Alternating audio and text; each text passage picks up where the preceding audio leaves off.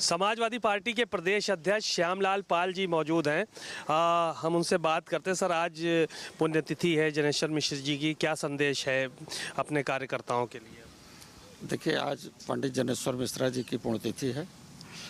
एक छोटे लोहिया के नाम से पूरे देश की राजनीति में प्रसिद्ध हैं और डॉक्टर लोहिया की विचारधारा को समाजवाद के माध्यम से जन जन तक पहुंचाने की अपील जो माननीय स्वर्गीय पंडित जनेश्वर मिश्र जी ने की है, उसको हम सब लोग करके गांव तक, गांव की गलियों तक और ऐसे शोषित वंचित समाज पीड़ित लोगों तक पहुंचाने का काम कर रहे हैं, जिससे कि जो इस समय भारत के संविधान को खतरा है, लोकतंत्र का गला घोटा जा रहा है और इस देश में मूल रूप से जो ओबीसी, एससी, एसटी और आदिवासी समाज के लिए संविधान में जो आरक्षण की व्यवस्था है, उसकी पूरी तरह से वर्तमान सरकारें अनदेखी कर रही हैं।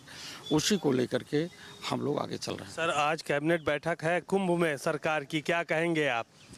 कैबिनेट बैठक के लिए स्थान है लखनऊ। हाँ, फिलहाल वो माघ मेले में उनकी कैबिनेट की बैठक है।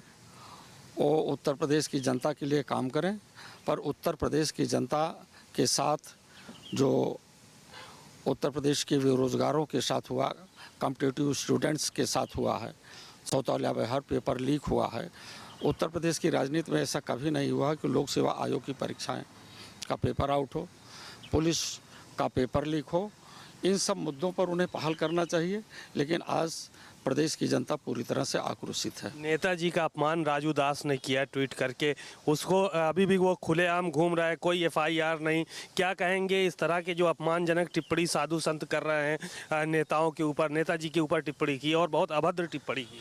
ऐसा ये साधु संत लोग अपने जो इनके एक प्रकार से कह लीजिए कि राजनैतिक धर्मगुरु हैं। देश की पार्लियामेंट में देश का गृह मंत्री बाबा साहब डॉक्टर अंबेडकर पर अमर्यादित बातें किया और टिप्पणी किया।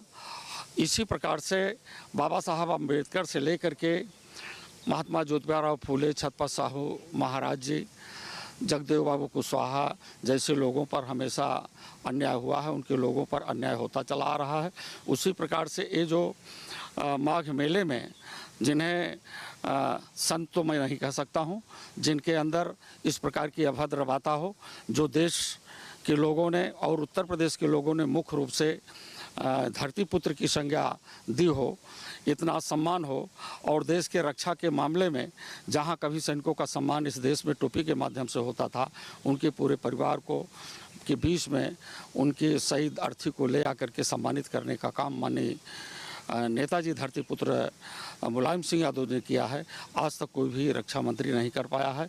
ये अमर्यादित भाषाएं बंद करें और सरकार को, माननीय मुख्यमंत्री जी को चाहिए कि ऐसे लोगों के खिलाफ कड़ी से कड़ी कार्रवाई की। आखिरी सवाल और ले लीजिए। वक्फ की संपत्तियों को लेकर कल जेपीसी हुई थी, सरकार कह रही है कि 80% संपत्ति तो सरकारी है, 20% वक्फ बोर्ड की है। ऐसा है, अब इसको तो मुख्यमंत्री जी को समझना चाहिए। उन्होंने कहीं नजूल के नाम पर कुछ कार्रवाई करना शुरू किया तो उनके समझ में आए कि ये तो सब इस पर मुसलमान ही टिके हुए हैं। नजूल वाला काम जब आगे बढ़ा तो पता चला कि ये हिंदुओं के भी कब्जे में है। इसी प्रकार से इनकी सारी व्यवस्थाएं हैं। इन्हें संविधान के तहत काम करना चाहिए। जो संविधान कहे उसको कहें। अगर संविधान के अनुसार नहीं करेंगे तो लोकतंत्र की हत्या होगी। इस देश में कोई भी सम्मानित नहीं बच पाएगा। धन्यवाद। आपने प्रदेश अध्यक्ष जी को सुना, श्यामलाल पाल, जो कि समाजवादी पार्टी के प्रदेश अध्यक्ष हैं। उन्होंने बहुत सारी बातें कही। कैमरामैन रोहित के साथ सीमाब नकवी, भारत समाचार, लखनऊ।